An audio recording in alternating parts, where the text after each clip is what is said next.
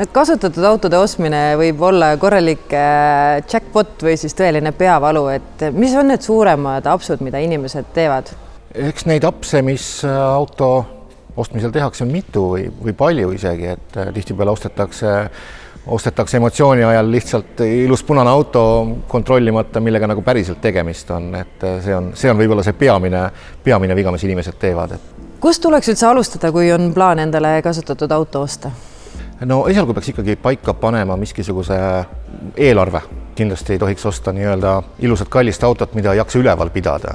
Et peaks arvestama sellega, mis lisaks auto soetamisväärtusele maksab kindlustus, maksab kasko, hooldus, pidurikettad, piduriklotsid, veermik, et kõik need asjad ju maksavad tänapäeval raha ja osta endale sihuke kallis auto, mis on katki, ei ole väga hea mõte, mida peab kohe remontima hakkama. Peaks kindlasti vaatama sõiduki läbisõitu, kontrollima tema varasemat hooldusajalugu ja võib-olla siis jätta valikust kõrvale need autod, millel hooldusajalugu on selline puudulik või suisa olematu. Lisaks läbisõidule on ka veel võimalik vaadata salongi kulumist, kuidas näeb iste välja, kuidas näeb käetugi välja ja kuidas auto ka väljapoolt välisilme nii-öelda. Et see kõik annabki sellise nii-öelda üldise pildi.